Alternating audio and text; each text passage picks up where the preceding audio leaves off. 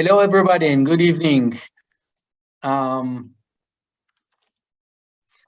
delighted to host today Kenneth Hogg.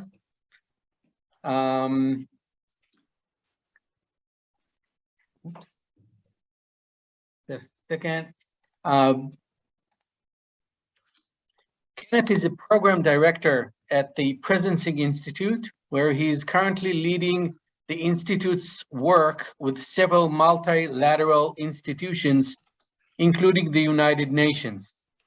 Previously, Kenneth spent 30 years working in government and public service, mostly in Scotland, where he is a director at the Scottish Government.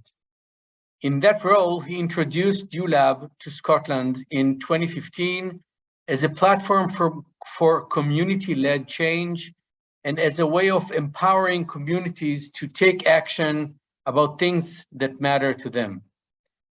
Thank you so much for joining us, Kenneth. Thank you for having me.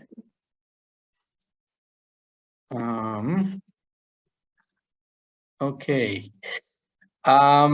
Please tell us about ULAB Scotland journey, how it started, what problems did you try to solve, how it evolved, and where is it today? Certainly, well, thank you. It's very good to meet you all. I'm based in Edinburgh in Scotland, and as you've all said, I was and I still am a director in the Scottish Government. And I spent most of my career leading change in public services.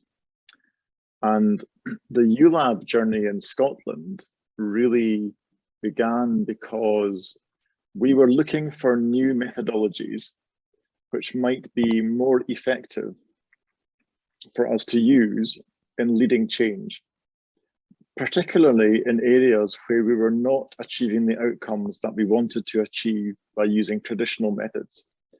For example, trying to tackle the growing inequality gap in Scotland in terms of social and economic inequality. And so I participated myself in the first ULAB run in 2015. And then I did that along with a few colleagues. And then together we wondered whether we could use ULAB itself as a mechanism to support change across communities in Scotland. And that's really what we did. We worked with the Presencing Institute to develop ULAB as a platform for community-led change. And some of the communities were focusing very much on specific places. Other communities were more communities of interest. So for example, people who were working in and were interested in health and social care, or people who wanted to tackle climate change, for example. And we simply convened organizations, drew their attention to ULAB, and then encouraged them to use ULAB, as I say, as a methodology to support them to bring to life changes about things that matter to them. And over the years, several thousand people have participated from Scotland. They have created many of their own hubs, a bit like this one. And now the Scottish Government no longer needs to sponsor it because it's taken on a life by itself. So people, there is in Scotland now a ULAB community, and those participants really organise themselves in terms of how they want to work with it. Wow, that's wonderful. So what kind of support and assistance did the Scottish Government provide ULAB processes? Was it a top-down or a bottom-up effort? Yeah, so so at that time I was inside government, and the approach that we took was to draw people's attention to ULAB. So we hosted a number of events to give people a taste of what ULAB would be like, and to encourage them to use it. We did not, though, spend any other money on it. So we didn't pay anybody to do ULAB, and we didn't fund any of the projects that came out of ULAB. The only other funding contribution that the government gave was our time, so my time and the time of my colleagues. One of the people that we used, though, we used as someone who would, how to describe it? Someone who would tell the stories coming out from communities. So she built a website and she encouraged people to post updates on what they were doing with ULAB on their website and to share their stories and experiences. And we found that was a really cost-effective way of sharing the learning coming out of ULAB. And there was one more thing that we did, which cost some money, which was we realized after a couple of years that the ULAB hubs which were most successful and which were thriving were hubs where the hub host, the organizer, had some training themselves in facilitation skills. And so we then organized some hub host training sessions for people to increase their skills in holding events like this, and principally to help them understand that one of the key skills is actually trying not to persuade participants of any particular point of view, but actually to hold open and create a space for them to use ULAB as they wanted to use it. Okay. So what barriers did you encounter along the way, and how did you engage them? So in bringing something so unorthodox, I would say, as ULAB to an organization that is like a government that is probably rigid and not prone to such change.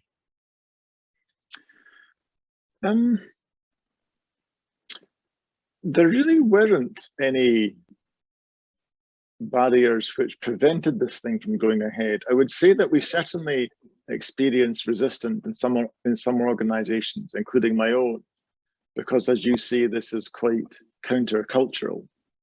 But though those barriers really dissolved a bit over time as people experienced it.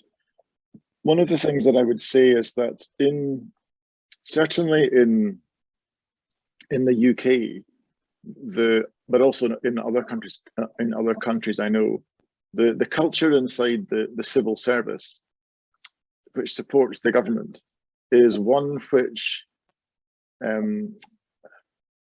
is one in which it's important that the civil service is politically neutral and that we're able to support whichever government is elected at the time.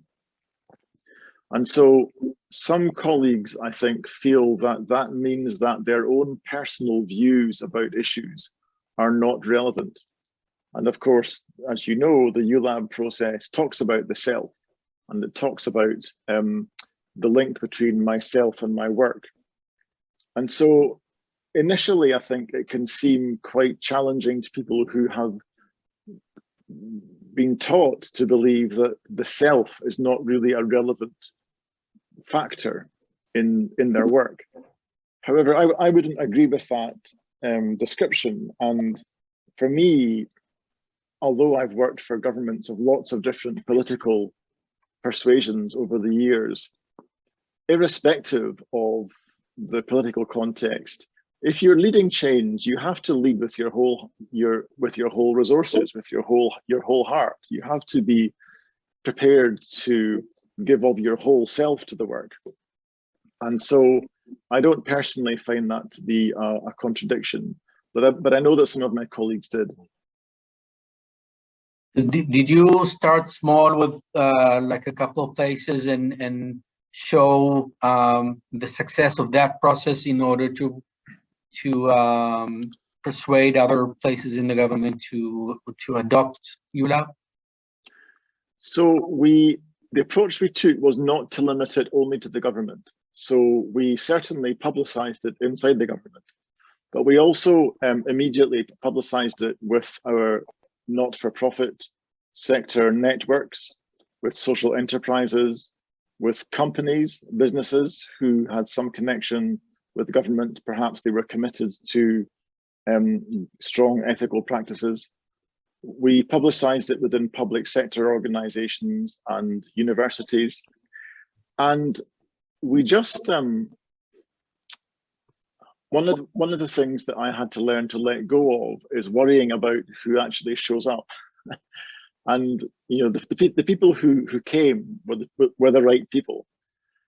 We learned to use our existing networks, and then just to go with the flow of who showed up, rather than trying to select particular organizations or parts of the government to begin with.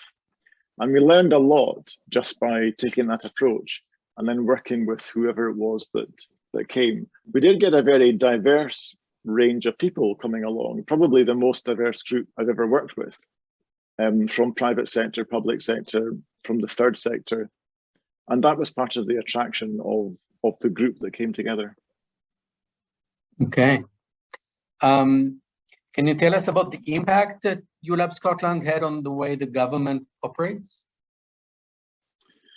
Yeah, so in terms of the impact on government, I would say that it's mostly been an impact on working culture. So enough people have participated in ULAB to have a common language now. And so I would say that the change in the working culture has been more significant than the actual prototypes and initiatives which have come from the work.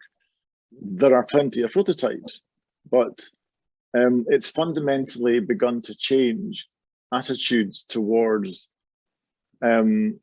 something a bit innovative like this, to the point now where it's quite mainstream. So many of the concepts in ULAB, for example, levels of listening, are now quite commonplace within the Scottish Government. The impact outside government is also there too, but that's more when you would see different prototypes across Scotland and people who have brought to life different innovations. Okay. Can you tell us about other countries where governments chose the ULAB journey as a tool for system change, and maybe they had a different approach? Yes, I don't have a complete list of that, but I know certainly which countries have contacted us looking for advice and support. So I know that the government in Ireland have done that. The government in Netherlands have done that too. And also in different regions in the Netherlands, for example, the Brabant government has used the U methodology. I've had conversations with some US states, and I know that it's also of interest, for example, inside the European Commission. So we don't really keep a record of everybody who's using it. But what we are finding now is that, particularly in the last 2 or 3 years, more and more institutions are expressing an interest in this way of working, in addition to the more bottom-up grassroots movement, which this has always appealed to. Okay. What advice can you give us in promoting ULAB-inspired processes in Israel on the scale of the entire country? Where should we start? Well, I don't know. I think, as I say, the approach that we took was to use our existing networks. So not to try to create new networks, but to publicize what we were doing by writing to people who we already had a good relationship with. And those people came along, not because they knew much about it, they didn't, but they came along because we asked them and they knew us. So one piece of advice would be to use existing networks and relationships. As you know, ULAB as a methodology can be applied to almost any content. So it's not specific to any one sector or any one subject matter. And so it's something where I think you can safely invite people along to knowing that it will be an approach which can be relevant for them. But having said that, every country and area is different. I don't know. I mean, I would be really interested to know from any of you about your experiences so far with inviting different groups to engage. Okay. What is the impact of the COVID-19 pandemic on the ULAB movement? Well, one of the things that the Presencing Institute did when the pandemic began was to create a new program which it called GAIA. And that was a new global program, which was a little bit like ULAB, but used some of the same methodologies. But the reason that we did that was because I think many people saw in the pandemic an opportunity to accelerate change. You know, we were already experiencing many organizations before the pandemic saying we can no longer operate the way we are in the new environment. Change is happening very fast, change in technology, political change, other sorts of cultural changes, and many organizations were feeling left behind. So there was already an appetite, I think, for new ways of working. We also had many individuals who were very excited about the innovation potential. However, the pandemic really accelerated all of that. And the pandemic also shone a spotlight on some of the inequalities in society. It shone a spotlight on the vulnerabilities and the cracks. And so that has really had the impact of accelerating and heightening people's attention on how can we use different methodologies in order to help us get different results. Now, this year's ULAB 1X is drawing to a close, and applications for 2X are now open, and that will run next year. So we will see what comes out of that. But overall, I would say there's a feeling that the methodologies which the Presencing Institute has been developing, although maybe a few years ago were seen to be a bit alternative, actually now they're being seen more and more as mainstream and actually essential if people are to be able to respond to the current context. And that's what's led, for example, to us working with the United Nations and other institutions who previously would never have engaged with something like this. Which brings me directly to the next question.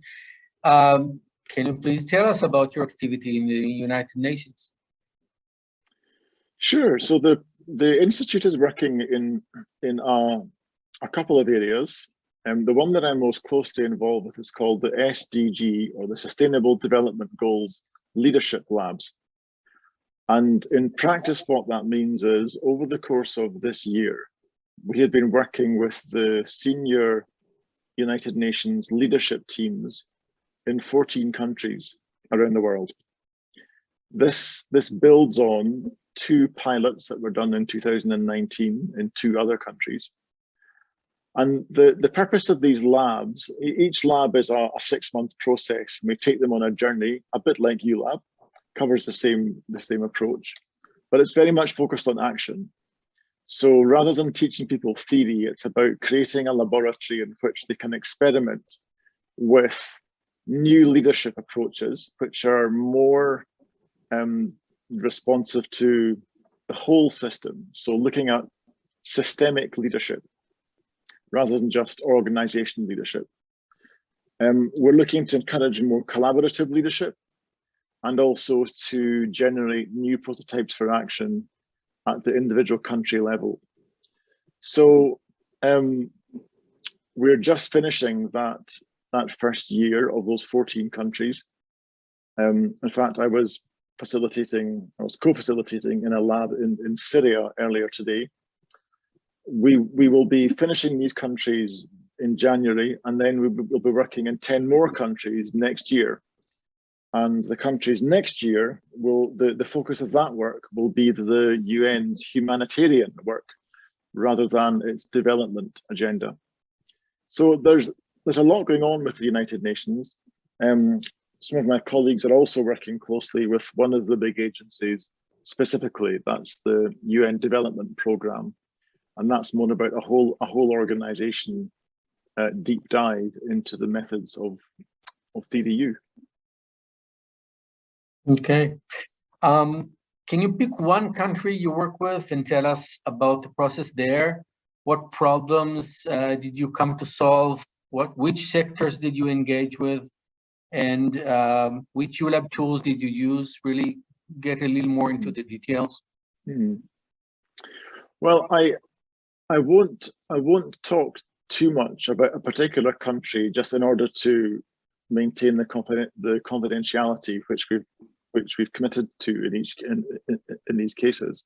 But I can certainly talk about the tools we take and about examples of how they've used it.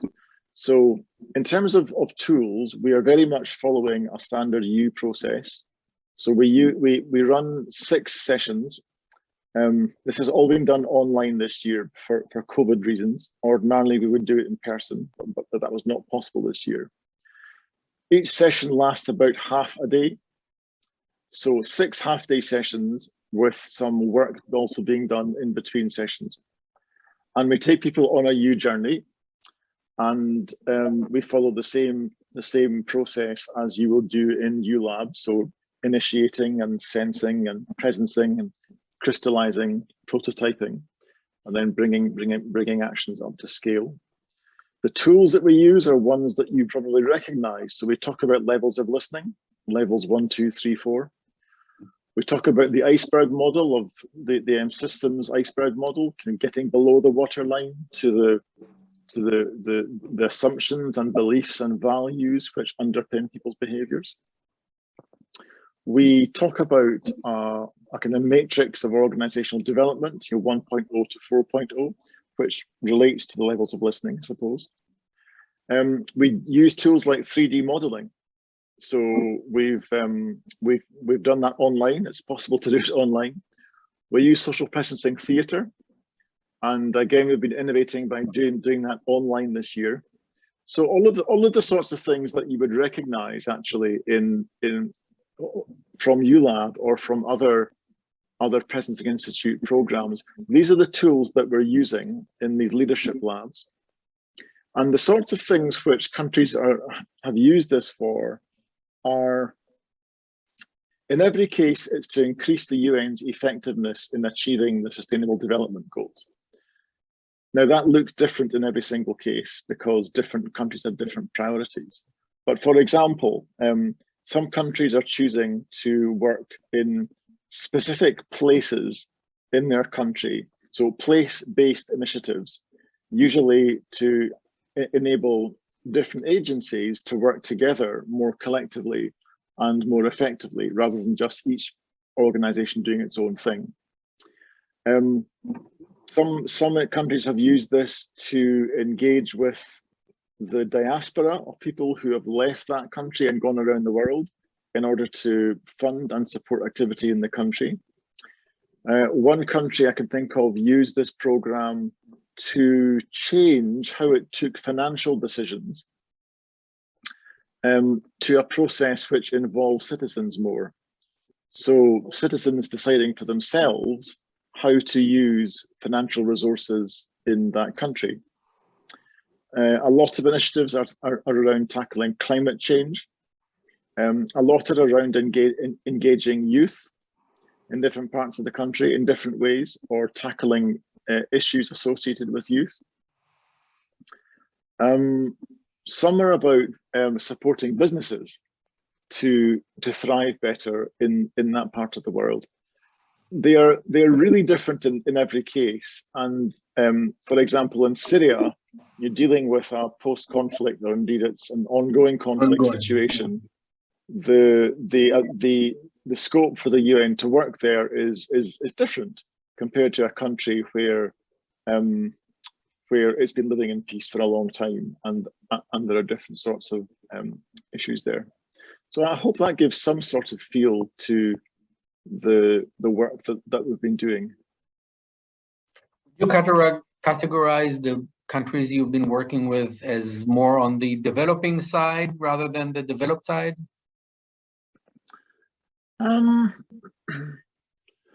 Well, I can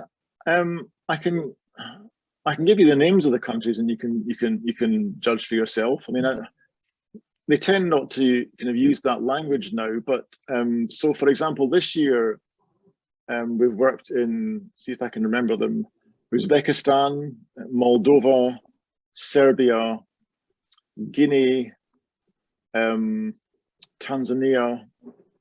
We've worked in El Salvador, in Guatemala, in Jamaica, in Mauritius and Seychelles. Where else?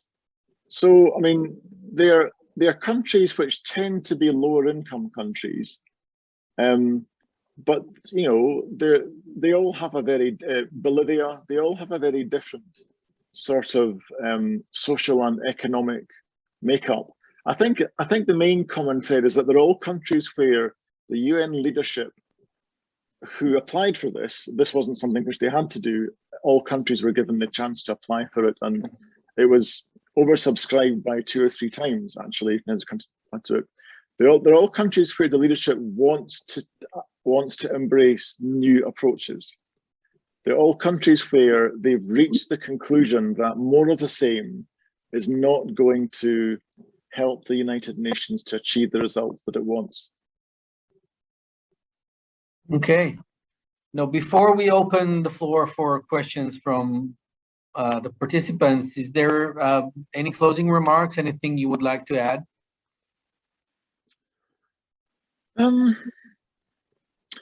Well, maybe just a kind of a more personal contribution. So, I mean, I'm now working with the Presidency Institute full time.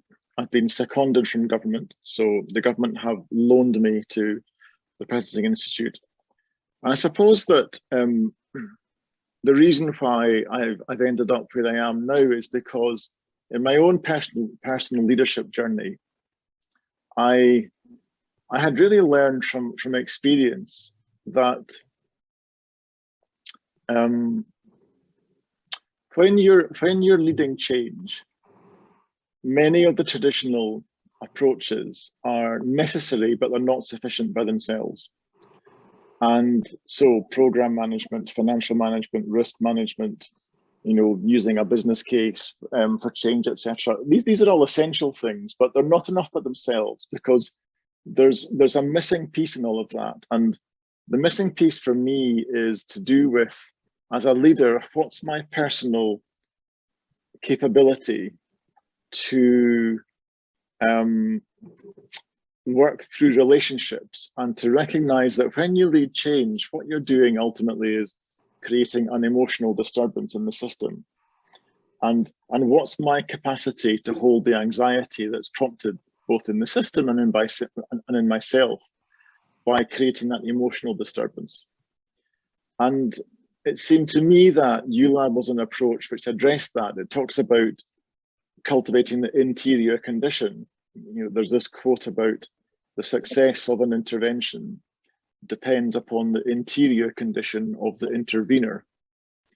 And this idea of turning the camera back on the self is something which really appealed to me. And it's, you know, ULAB and the U methodology is something which recognizes the role of the self. It's, you know, that top-down change, even for governments, even when you have the ability to change the law, it still doesn't necessarily change people's behaviors. So, you know, you really have to be able to engage the intrinsic motivation of people and to get behavioral change. And to do that, you need to be able to relate emotionally and relationally to the people that you're trying to serve. And so that's really been the work which has interested me, and it's why now I'm really pleased to be having the opportunity to work alongside other organizations as they're going on the same journey. Thank you so much. We're now going to allow questions from participants. If you have a question and you want to ask it yourself, please write it in the chat and we will give you an opportunity to speak. If you feel more comfortable writing the question in Hebrew, please write the question in the chat and we will translate for Kenneth. Shani, would you like to start?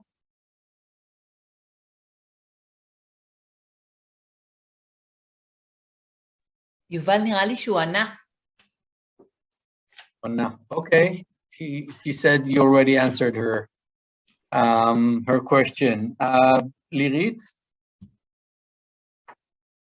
Hi, good evening. My name is Lirit, and I'm the manager of the intersectorial collaboration unit in the Prime Minister's office in Israel. And I wonder if trust is a necessary condition to use the U method. And would you recommend this kind of work where there is a lack of trust between the participants? Yes, I would recommend it in that circumstance. I don't think it's a precondition for using this approach, because one of the things that the approach does is to help the system see and sense itself and to build that trust. So to put it a different way, I guess in a circumstance where you have no trust, you could choose not to work there at all. But if there's something important that needs to happen there, the question is, how do you build the trust? And trust is not really built at the superficial level. In my experience, it's built with something beneath. And therefore, to get beneath the superficial level, first of all, you're talking about a different sort of conversation. It's a conversation where you're really asking, what matters to you? You know, for me to ask you, what matters to you? I'm having a conversation now with you, and my intention is not to persuade you of my point of view. My intention is to leave this conversation with a feeling inside me of what you care about and what matters to you. And those are the sorts of listening and conversation techniques which ULab and U methodology talks about and provides support around. But secondly, to have those sorts of conversations, you really have to build a container that is safe to have those conversations in. It's very hard just to jump straight into that and to kind of begin talking in that sort of way. So where you have a situation without trust, it takes time to build the container. And in many ways, when we're working with the United Nations, for example, that's what we're doing. We are building containers in which it's possible for people to have conversations which they could not have otherwise. And you know, there's a whole science around how to build a good container that's safe, where people are speaking authentically, and you know, the whole world of dialogue, you know, dialogue with a capital D, has been written, you know, about, and there's a lot that, you know, we draw on from that. But I would certainly not avoid areas because there is little trust. There are also other techniques which the organization uses, things like social presencing theatre, which you would be more careful about using. But actually, particularly when you can work in person, that's a great way of helping people see a system differently. And you know, underpinning all of this thinking is the idea that in order to change a system, you really have to shift the level of awareness or consciousness that people have of that system. It's not possible to get systemic change without getting that awareness shift. And you don't get that awareness shift until you tap into that, to those deeper levels of what people care about. I've used this in, sorry, just to add, I mean, I'm intrigued by your role. I mean, I've worked with colleagues in different parts of the Scottish and the UK government. And I mean, very often not having trust internally and externally is a very common situation. In fact, more so internally than externally. And so you're building these containers is just really important. Thank you. Very much. Danielle? Thank you, Yuval. Thank you very much, Kenneth, for this illuminating conversation. It's really helpful to share your examples. I want to take you back to what you shared before about the Scottish government. You said there was a change in the working culture. Can you say a bit more about that? Like if I would land in the Scottish government before and after, what would I see that was different in the atmosphere and the way things were done? If you can perhaps bring this a bit more to the ground of what changed in the way that the working culture changed in the Scottish government as a result of this work. So I need to give a caveat that it's not really possible to attribute everything to ULAB. And of course there were other things, but it was one of the things that was happening around that time. I think that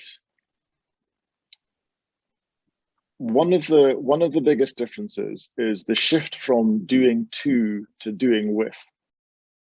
So governments, there's that famous saying that when your only tool is a hammer, everything looks like a nail. Governments are very prone to using their top-down authority, and I mean the Scottish government actually isn't bad at that at all. In fact, I mean it's a relatively recently created government. It was created in 1999 when the Scottish Parliament was re-established, and it was designed to be closer to people. So actually, I wouldn't categorise the Scottish government as that. However, nevertheless, governments tend to feel that they're under pressure all the time to have the answer on everything. It's not really possible for a government politically to say, yes, we know something's happening over there, it's a problem, but we don't know what to do about it. Or it's not really our business, it's not our job to intervene on that. And so that tends to lead to a culture where governments try to establish an authoritative position on almost every issue. And I say the change that took place is one where it became far more respectable for government to position itself alongside other organizations and other communities and to co-produce outcomes. So the language of co-production became far more common in Scotland. You're building on the assets of communities and organizations. And so now, we would never introduce an approach, a policy, without a very high level of stakeholder engagement. And I don't just mean consultation, I mean stakeholders involved in the process of developing the policy. I can give you one concrete example, which actually began just before ULAB ran for the first time, but it certainly continued after ULAB. One of my roles in the government previously was to be responsible for policing in Scotland. And we led a reform of the police service in Scotland. We created a single national police force, where before there had been 8 regional police forces. And we also changed the purpose of policing to be more community focused. Now that was something which actually we did in a very collaborative way with the police service itself and with other stakeholder groups who had a strong interest in policing, like victims groups. It wasn't that government came up with an idea and consulted upon it and then legislated and made it happen. Those things happened, but the ideas were coming from a very collaborative process whereby I was asking the senior police officers, what matters to you?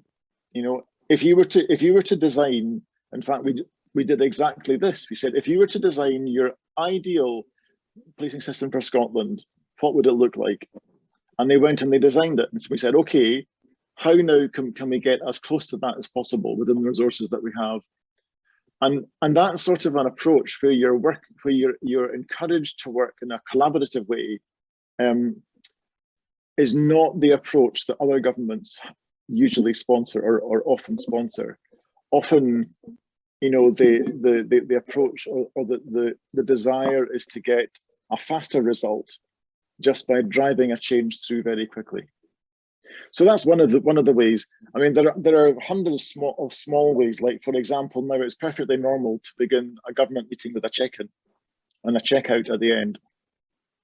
But these small changes are just tiny cultural changes which kind of add up to a bigger impact. Thank you. Sophia? Mute. Hi, my name is Sophia. Sorry, I work in the education ministry in the South District with ULab tools. And I want first to say thank you because we learn and you inspire us all with the things you do in Scotland, and especially because you have this research you publish and we can learn from them, and also the site. So thank you for that. It's an important source for us. And I wanted to ask what, I think you said some of it, but I still want to ask it like this. What are the essential components to succeed making this process nationwide, and if there are certain conditions to start with that they are necessary to succeed? Thank you. So I think that one of the, well, I guess it depends what your place in the system is to begin with. But one of the preconditions that we learned, and I learned personally, was it really matters how I show up in this process. So working within government, one of the things that I did right at the beginning, in the very first gathering, the very first meeting, we had maybe 150 people in a big conference hall, and from lots of different sectors. And we were saying, there's this thing called ULab, you might like to use it. One of the things I had to say, or I felt I had to say, was whatever you do, the government will support you. We're not going to try to persuade you to change your mind. We're not going to try to say, please do this with it. You know, we are not going to try to influence how you use this within reason, as long as it's something to do with making Scotland a better place, you know, or the Sustainable Development Goals, for example. What matters to us is what matters to you. So use this process to bring to life change about things that you care about. And that can, I mean, it sounds strange to say it now, but that can make you feel quite vulnerable as a government leader, because, you know, governments are used to having a point of view on things. And in this case, what we're saying is, well, we're sort of agnostic on what you use it for, as long as it's generally to do with the betterment of the lives of the people of Scotland. And our role is to support you in that. So it's inverting the normal government role from top down to, you know, bottom up, or at least to be supporting people. And also, I'd say the second thing that we had to learn was governments don't like controversy. They don't like disruption. And I mean, I've done a bit of work in education too, and I mean, public services don't like controversy. They don't like bumpiness and messiness and people being upset, and they don't like bad headlines, and they don't like newspapers saying, you know, but actually this is messy work. And one of the things is about learning to tolerate that and not to try to achieve consensus. So you really have, when you're using these tools in a system, you really have to keep open that level of discourse and disagreement long enough to get new ideas emerging out of it. It's not about achieving consensus and closing conversation down. So that's a second precondition, I think, that, once you start this, you mustn't try to steer it. If you ask people what matters to them and you encourage them to engage with that, you can't then say to them, well, I'm sorry, but I don't like what you care about. And, so these things tend to go off in lots of different directions, and that's a good thing. So I'd say that's a second precondition. I think that different sectors find this, experience this differently. So in my experience, the third sector, the non-profit sector, finds this very normal. So this is an approach which they, what's new here is, they enjoy it, it's useful, but it's not challenging at all. Same as social enterprise. It's the public sector that really struggles with it. And actually government struggles with it most of all, because it's so countercultural to many of the ways which we've learned to work within, especially in democratic processes. So for example, governments often talk about evidence-based policymaking. So the right thing to do is whatever the evidence says works. Well, that's true. And it's important to look at the international evidence base, for example, in education. But at the end of the day, we can identify high-performing countries around the world who you might point to. You might point to Singapore or parts of Canada or Finland, or you might point to countries with a good reputation.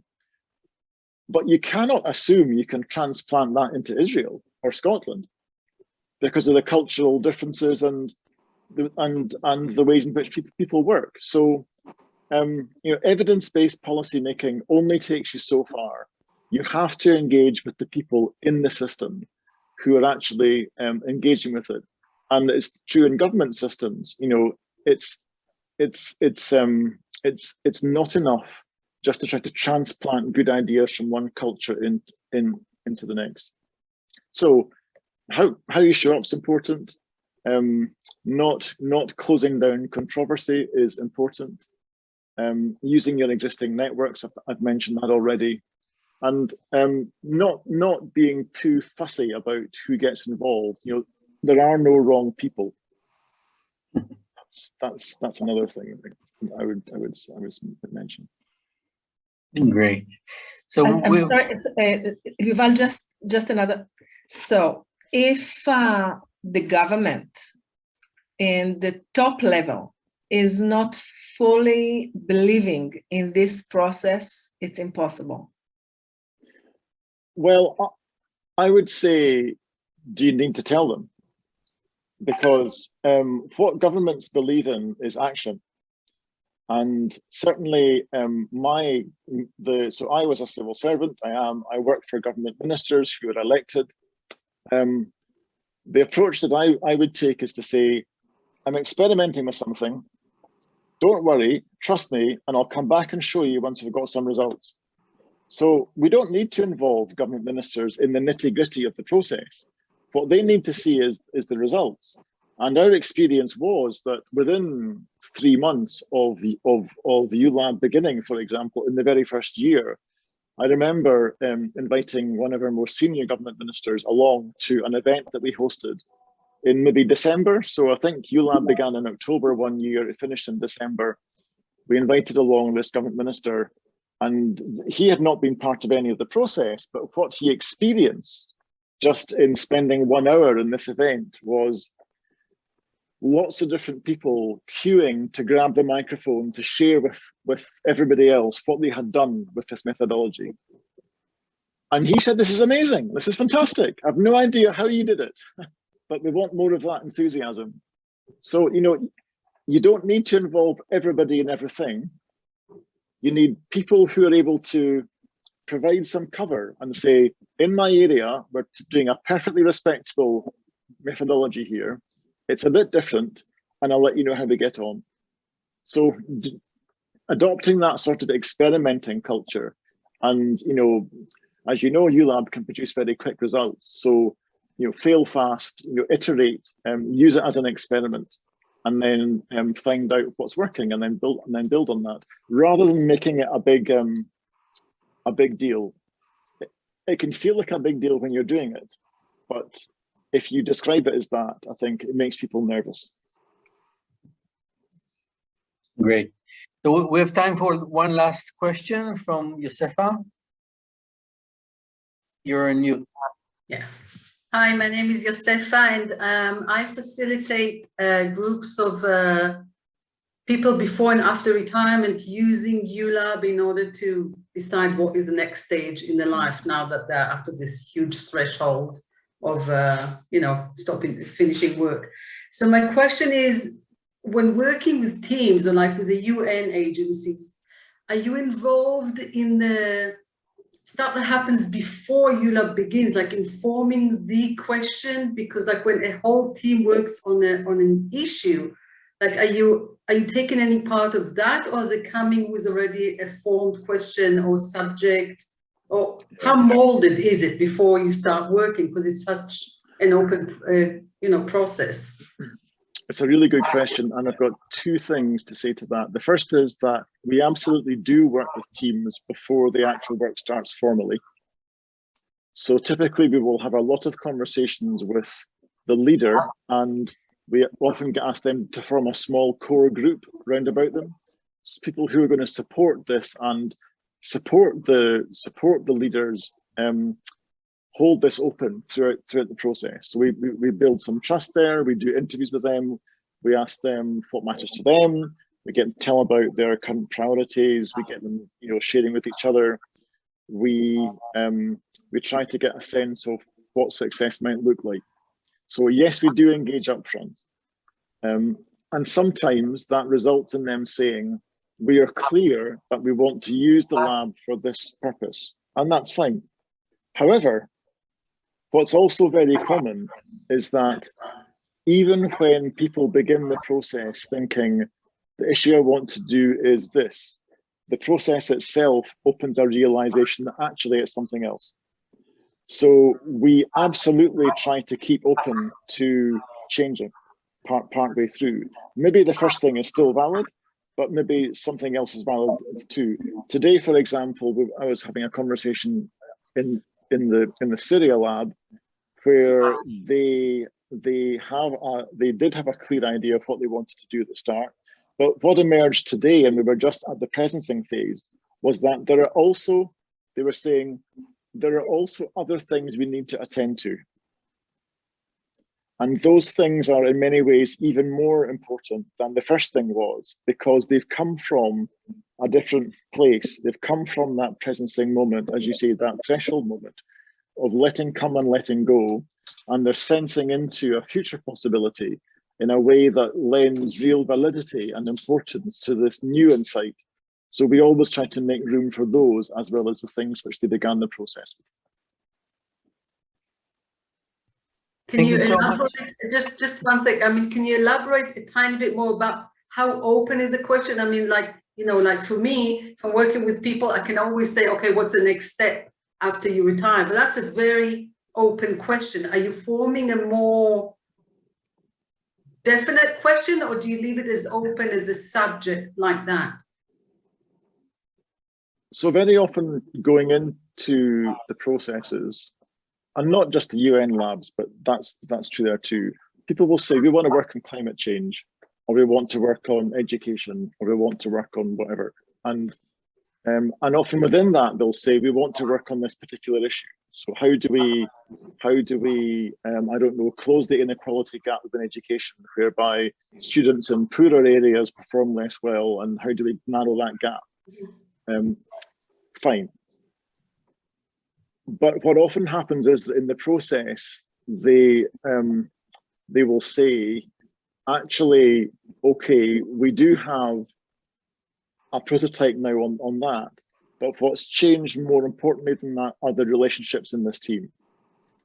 We're now working differently together, and that's applying to more than just that issue. Or they will say things like, actually we did want to tackle that, and we still do, but we've realized that we've got a problem with our workforce, which is just more important. Or they'll say, actually, the thing that I'm really upset about more than that is something else. So it's just being prepared to leave open, you know, when you take people through that presencing moment, however you do that, it's about remaining faithful to what comes up in that moment, because it's coming from the future. It's like leading from, it's not traveling from where I am now incrementally towards the future. It's reaching back from the future to where I am now and leading from that future sense of possibility. Thank you so much. Thank you for coming to us from the future with the technology of social technology of the future. So on behalf of Nitzan and myself, on behalf of whoever showed up today, and on behalf of, I hope, many other people who will watch the recording, I want to really deeply thank you for coming and talking to us. And I wish you all the best in your endeavors in Scotland and the United Nations and wherever. Thank you so much, Kenneth. Thank you all very much. It's been a pleasure talking with you, and I would love to spend more time with you in the future. And good luck in your own enterprises as well. Thanks so much. Thank you. Thank you. Bye-bye. So we will be switching to Hebrew now. כן, וואו. טוב.